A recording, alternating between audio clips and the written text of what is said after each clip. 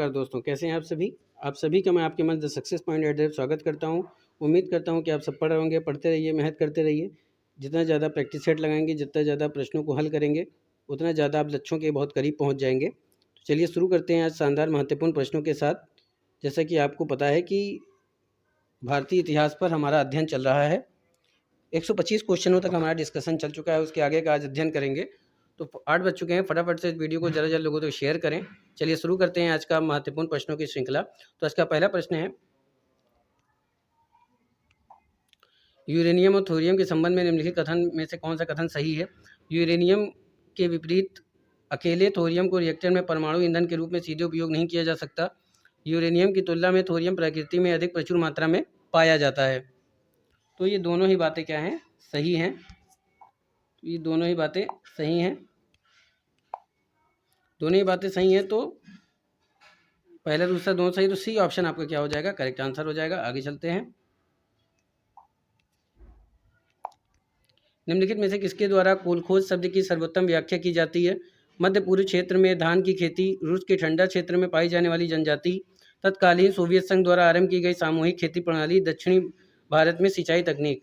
तो जिसके द्वारा कोलखोज शब्द की सर्वोत्तम व्याख्या की जाती है वो है तत्कालीन सोवियत संघ द्वारा आरंभ की गई सामूहिक खेती प्रणाली। सी ऑप्शन क्या हो जाएगा आपका, करेक्ट आंसर हो जाएगा। आगे चलते हैं।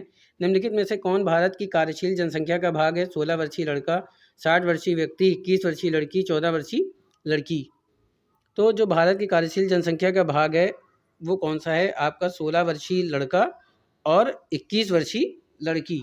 ठीक है, 16 वर्षीय लड़का और 21 वर्षीय लड़की। तो पहला और तीसरा, तो पहला तीसरा कहाँ पे, सी पे। तो सी ऑप्शन आपका क्या हो जाएगा, करेक्ट आंसर हो जाएगा। आगे चलते हैं। समृद्धि और विकास के संबंध में निम्नलिखित कथन पर विचार करना है। जबकि समृद्धि एक मात्रात्मक परिवर्तन है, विकास एक गुणात्मक परिवर्तन है। जबकि समृद्धि सदैव सकारात्मक है, विकास या तो सकारात्मक हो सकता है या नकारात्मक। तो दोस्तों विकास समृद्धि जो है वो सदैव सकारात्मक है, विकास या तो सकारात्मक हो सकता है या तो नकारात्मक हो सकता है। इन दोनों ही बातों पे आपको डिस्कशन करना है कि कौन सा बातें इसमें से आपकी सही हैं। ठीक है दोस्तों, इसमें से कौन सी बातें आपकी सही हैं आपको ये बताना है। तो देखिए, समृद्धि और विकास मानव के साथ परिवर्तन को दर्शाते हैं। केवल अंतर यही है कि समृद्धि मात्रात्मक और मूल तटस्थ है। इसके सकारात्मक नकारात्मक संकेत हो सकते हैं, यानी कि समृद्धि सकारात्मक नकारात्मक हो सकते हैं, लेकिन विकास जो है वो क्या हो सकता है। ठीक है, विकास एक गुणात्मक परिवर्तन तो है। ठीक है, विकास तब तक नहीं हो सकता जब तक कि वर्तमान परिस्थितियों में वृद्धि या बेहतर की प्राप्ति नहीं हो जाती दोस्तों। ठीक है, तो केवल पहला ही आपका सही है, दूसरा आपका गलत है। तो केवल पहला सही है, तो ए ऑप्शन आपका क्या हो जाएगा, करेक्ट हो जाएगा। अगला प्रश्न देखते हैं। निम्नलिखित में से मानव विकास को मापने का कौन सा उपागम है। आयु उपागम, कल्याण उपागम, क्षमता उपागम, मौलिक आवश्यकता उपागम। तो नीचे दिए गए कूट का उपयोग करते हुए सही चुनना है। तो मानव विकास को मापने का जो सही उपागम यानी जो सही विधि वो कौन सी है, वो देखिए, एक है आयु विधि यानी आयु उपागम, कल्याण उपागम, क्षमता उपागम और मौलिक आवश्यकता उपागम। ये चारों ही सही हैं। तो चारों ही सही हैं, तो कहाँ पे, डी पे। तो डी ऑप्शन आपका क्या हो जाएगा, करेक्ट आंसर हो जाएगा। आगे चलते हैं। भारत में जनसंख्या वृद्धि के चरणों के संबंध में निम्नलिखित युग्मों पर विचार करना है। 1901 से 21 तक जनसंख्या विस्फोट हुआ। 1921 से 51 तक स्थिर जनसंख्या वृद्धि रही। 1951 से 81 तक वृद्धि का स्थिर चरण रहा। तो उपयुक्त कथनों में से कौन सा सही है, सुमेलित है, आपको ये बताना है। ठीक है, तो देखिए, 1901 से 2021 तक जनसंख्या विस्फोट नहीं था। ठीक है, ये जनसंख्या के विकास का स्थिर चरण वाली अवधि थी। तो पहला तो आपका गलत हो गया। ठीक है, दूसरा क्या है, 21 से 51 के बीच में स्थिर जनसंख्या वृद्धि रही। ठीक है, तो स्थिर जनसंख्या ये आपका सही है। वृद्धि का स्थिर चरण रहा 1981 से 81 तक, ये गलत हो गया। तो भी में से कौन सा सही सुमेलित है, तो केवल दूसरा। तो केवल दूसरा कहाँ पे, सी पे। तो सी ऑप्शन आपका क्या हो जाएगा, करेक्ट आंसर हो जाएगा। मानव विकास सूचकांक निम्नलिखित में से कौन से आयामों को सम्मिलित करता है। जन्म के समय जीवन प्रत्याशा, कुल जन्म प्रजनन दर, स्कूली शिक्षा के वर्षों का माध्य, प्रति व्यक्ति सकल राष्ट्रीय आय। तो नीचे दिए गए कोट नहीं, कूट है ये, इसको ठीक कर लेते हैं। ये आपका कूट होगा। ठीक है दोस्तों, ये आपका कूट होगा। कूट का प्रयोग कर सही उत्तर का चयन करना है। ठीक है, तो मानव विकास सूचकांक जिन आयामों को सम्मिलित करता है वे कौन सा है। देखिए, वे हैं, एक जन्म के समय जीवन प्रत्याशा, एक है स्कूली शिक्षा के वर्षों का माध्य, और प्रति व्यक्ति स्कूल राष्ट्रीय आय। तो पहला तीसरा चौथा, पहला तीसरा चौथा कहाँ पे? सी पे। तो सी ऑप्शन आपका क्या हो जाएगा? करेक्ट आंसर हो जाएगा। अगला प्रश्न देखते हैं, निम्नलिखित में से कौन सी भारतीय कोयले की विशेषताएं हैं? राख की मात्रा का निम्न होना, सल्फर की उच्च मात्रा, निम्न कैलोरी मान। तो देखिए, राख की मात्रा का निम्न होना ये भारतीय कोयले की विशेषता नहीं है। सल्फर की मात्रा उच्च होना, जबकि सल्फर की मात्रा कम होती है। ठीक है, ये भी गलत हो गया। निम्न कैलोरी मान ये सही है, तो केवल तीसरा सही हो जाएगा इसमें, तो केवल तीसरा सही, तो बी ऑप्शन आपका क्या हो जाएगा? करेक्ट आंसर हो जाएगा। आगे चलते हैं। अगला प्रश्न है कि निम्नलिखित में से कौन सी मिश्रित कृषि विशेषताएं हैं? उच्च पूंजीगत व्यय, रासायनिक उर्वरकों का व्यापक उपयोग, कृषि और पशुपालन। तो नीचे दिए गए कूट का प्रयोग करके सही उत्तर का चयन करना है। ठीक है, तो मिश्रित कृषि की बात करें जो उसकी विशेषताएं हैं, तो उच्च पूंजीगत व्यय, रासायनिक उर्वरकों का व्यापक उपयोग, कृषि और पशुपालन। तो तीनों ही बातें सही हैं मिश्रित कृषि के बारे में। तो तीनों कहाँ हैं? डी पे। तो डी ऑप्शन क्या हो जाएगा? करेक्ट आंसर हो जाएगा। अगला प्रश्न देखते हैं, भारत के खनिज संसाधनों के संदर्भ में निम्नलिखित युग्मों पर विचार करना है। एक तरफ खनिज दिया हुआ है, दूसरी तरफ उच्चतम भंडार।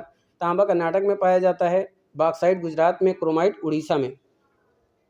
तो देखिए, तांबा राजस्थान में पाया जाता है, ना कि कर्नाटक में, तो ये तो गलत हो गया। बॉक्साइट गुजरात में पाया जाता है, जी नहीं, ये उड़ीसा में पाया जाता है, आंध्र प्रदेश में भी पाया जाता है, गुजरात में भी पाया जाता है। ठीक है, तो बॉक्साइट की बात की जा रही है।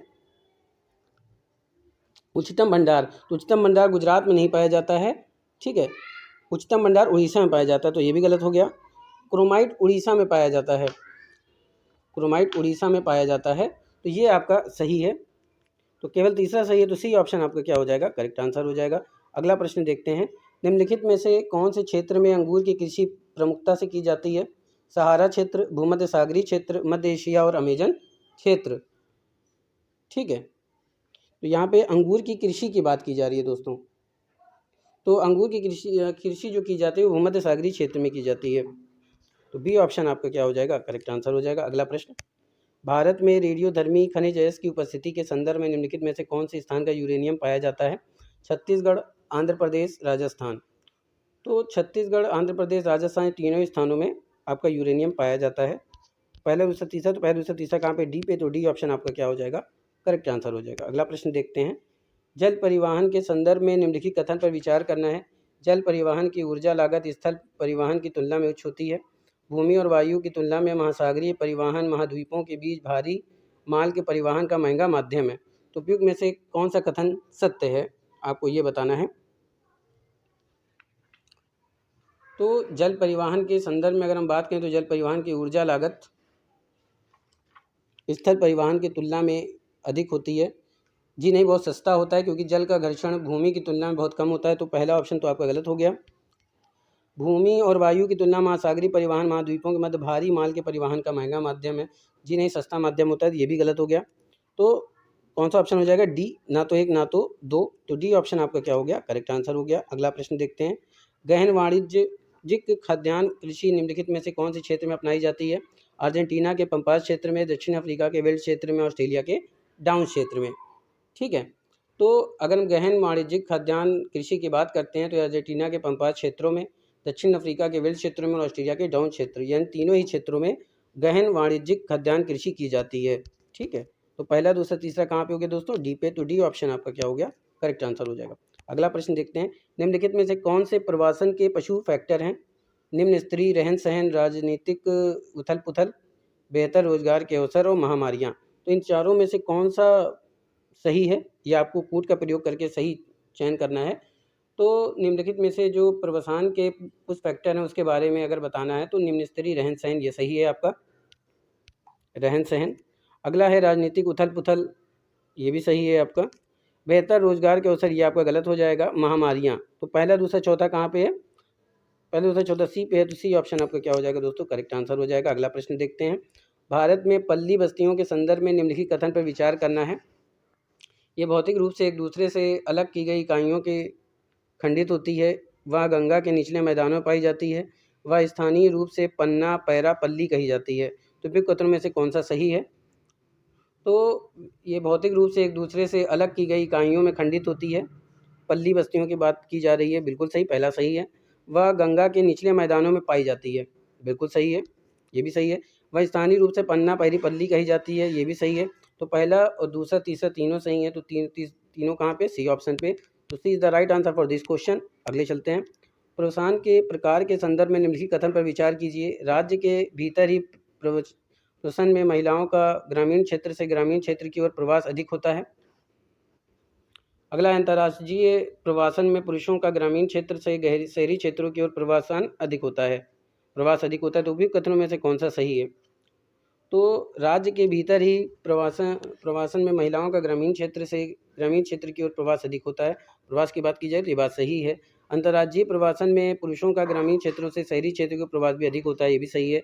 तो दोनों ही सही है, तो दोनों कहाँ पे सही है? सी पे। तो C option is the correct answer for this question. आगे चलते हैं। निम्नलिखित में से कौन सा पत्तन दक्षिणी गोलार्ध में अवस्थित है? रोटरडम, मापुटो, संघाई और इस्तांबुल। ठीक है दोस्तों, फटाफट से आंसर दीजिए। अगर हम बात करते हैं पत्तन दक्षिणी गोलार्ध की, तो ये कहाँ स्थित है? तो ये मापुटो में स्थित है। कहाँ स्थित है दोस्तों? मापुटो में स्थित है। बी आंसर आपका क्या हो जाएगा? करेक्ट आंसर हो जाएगा। ठीक है, चलिए आगे चलते हैं। बद्दू एवं बिंदीबू जनजातियां निम्नलिखित में से कौन से जलवायु क्षेत्र से संबंधित हैं? मानसूनी ध्रुवी, विषुवती वन, मध्य अक्षांशीय मरुस्थल। तो इन चारों में से कौन सा सही है? तो बद्दू और बिंदुबी जनजाति निम्नलिखित में से जिस जलवायु से संबंधित होती हैं वो होती हैं मध्य अक्षांशीय मरुस्थल से संबंधित होती हैं। सी ऑप्शन आपका क्या हो जाएगा? करेक्ट आंसर हो जाएगा। अगले चलते हैं। भारत में निम्नलिखित भूमि उद्योग श्रेणियां पर विचार करना है। कृषि योग्य बंजर भूमि, मौजूदा परती भूमि, निवल बोया गया क्षेत्र। तो स्वतंत्रता के बाद उपयोग में से कौन सी श्रेणियां कुल भूमि के प्रतिशत के रूप में बढ़ गई हैं, ये आपको बताना है। तो दोस्तों, स्वतंत्रता की बात करते हैं कौन सी श्रेणी भूमि के प्रतिशत के रूप में बढ़ गई हैं। तो मौजूदा परती भूमि और निवल बोया गया क्षेत्र। तो दूसरा और तीसरा, दूसरा तीसरा कहाँ पे है? दूसरा तीसरा आपका डी पे। तो D option is the correct answer for this question. आगे चलते हैं। निम्नलिखित में से किसके द्वारा ऋतु प्रवास की सर्वोत्तम व्याख्या की जाती है? ऋतुओं में परिवर्तन के साथ मैदानों से पहाड़ों एवं इसकी व्युत्क्रम से प्रवासन, अत्यधिक ठंडे क्षेत्र में अपनाया जाने वाला शिकार का आदम रूप, प्रौद्योगिकी के विकास के साथ आदिम जीवन को प्रजन, कृषि से गहन वाणिज्यिक खाद्यान्न कृषि की ओर परिवर्तन की प्रक्रिया, या उपयुक्त में से कोई नहीं। तो किसके द्वारा ऋतु प्रवास की सर्वोत्तम व्याख्या की जाती है, ये आपको बताना है। तो ऋतु प्रवास की सर्वोत्तम व्याख्या जिसके द्वारा की जाती है वो ऋतुओं में परिवर्तन के साथ मैदानों में पहाड़ों एवं उसके व्युत्क्रम में प्रवासन। तो पहला करेक्ट हो जाएगा। तो A is the right answer for this question. अगला प्रश्न देखते हैं। निम्नलिखित में से कौन सा विषुवतीय क्षेत्र में कम पशुपालन का कारण हो सकता है? चारागाह घास का अत्यंत कम विकास, पशुओं का रोगों के प्रति प्रवण होना, अल्प वर्षा। तो विषुवतीय क्षेत्र में कम पशुपालन की अगर हम बात करते हैं तो गर्म आर्द्र भूमध्य रेखीय क्षेत्र में चारागाहों में उच्च स्थित क्षेत्रों में भी घास न होने के कारण पशुपालन व्यवसाय में बाधा उत्पन्न होती है, बिल्कुल सही है। अगला देखते हैं कि कुछ मवेशी जैसे बैल या भैंस को प्रमुख रूप से बोझ जा ढोने वाले जंतुओं के रूप में भी पाला जाता है। ठीक है, उनके दूध मांस का उत्पादन समशीतोष्ण घास के मैदानों के मवेशियों की तुलना में कम होता है। रोग एक अन्य कारक है जो उष्णकटिबंधीय क्षेत्रों में पशुपालन में अवरोध पैदा करते हैं। तो दूसरा भी आपका क्या हो जाएगा? सही हो जाएगा दोस्तों। ठीक है, तो पहला दूसरा तो आपका सही हो गया। अगला है अल्प वर्षा। ठीक है, अफ्रीका पालतू जानवरों पर सीसी मक्खियों द्वारा हमला किया जाता है जिनसे नगाना या अफ्रीकी ट्रिपैनोसोमियासिस नामक घातक रोग उत्पन्न होता है। इस क्षेत्र में अत्यधिक वर्षा होती है, ना कि कम वर्षा होती है। तो ये ऑप्शन आपका गलत हो गया। विषुवतीय क्षेत्र आपके अफ्रीकी क्षेत्रों में होता है। तो आंसर आपका क्या हो जाएगा? पहला दूसरा। तो पहला दूसरा कौन सा है? बी। तो B is the right answer for this question. अगला प्रश्न देखते हैं। निम्नलिखित में से कौन सा क्षेत्र बिग गेम कंट्री के रूप में जाना जाता है? अफ्रीकी सवाना, ब्राज़ीलियाई विषुवतीय वन, आर्कटिक साइबेरिया, उष्णकटिबंधीय मानसूनी वन। तो बिग बैंग कंट्री के रूप में अगर हम बात करते हैं दोस्तों, ठीक है, अगर हम बिग बैंग कंट्री की अगर हम बात करते हैं तो कौन सा आंसर आपका सही होगा, आपको ये आंसर बताना है। चलिए फटाफट से आंसर दीजिए। तो बिग गेम कंट्री के रूप में जो जाना जाता है वो अफ्रीकी का सवाना क्षेत्र जाना जाता है दोस्तों। ए ऑप्शन आपका क्या हो जाएगा, करेक्ट आंसर हो जाएगा फॉर दिस क्वेश्चन। अगला प्रश्न देखते हैं। उपनगरीकरण शब्द किस प्रवृत्ति से संदर्भित है? संकुलित शहरी क्षेत्र से शहर के बाहर स्थित कम संकुलित क्षेत्र की ओर लोगों का पलायन, रोजगारों के लिए ग्रामीण क्षेत्र से अर्ध शहरी क्षेत्र के लिए लोगों का पलायन, सेनावृत्ति के बाद लोगों का ग्रामीण क्षेत्र की ओर पलायन, यानी कि शहरी क्षेत्र से ग्रामीण क्षेत्र की ओर जाना, प्रवासियों द्वारा शहरी क्षेत्र में मलिन बस्तियों में वास करना। तो उपनगरीकरण शब्द किस प्रवृत्ति से संदर्भित है, ये बताना है।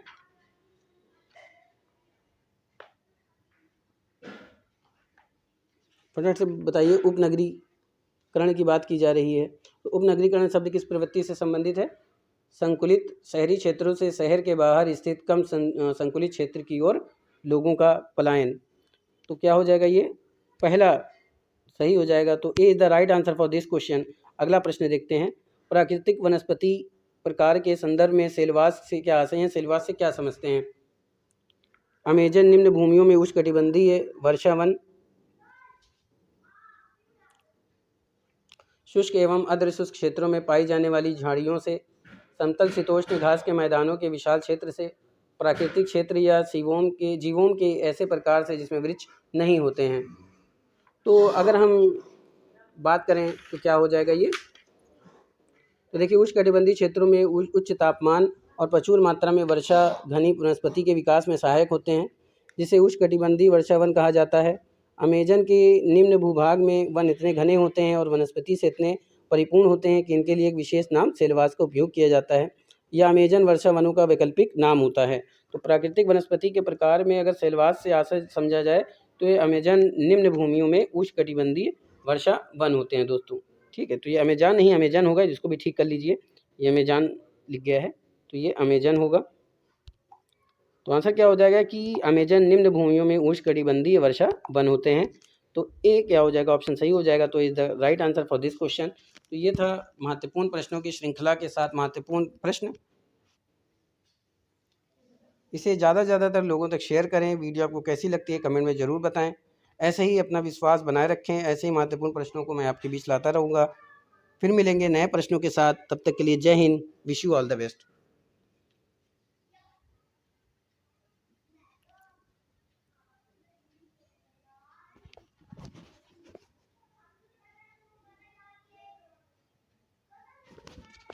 चैनल का नाम लिख लीजिए, चैनल का नाम है द सक्सेस पॉइंट @। जो अभी तक मेरे चैनल पे नए विजिटर हैं उनसे गुजारिश है कि इसको सब्सक्राइब करें, बेल आइकन ऑन कर दें ताकि उनको नोटिफिकेशन मिलती रहे। चैनल का नाम है द सक्सेस पॉइंट @।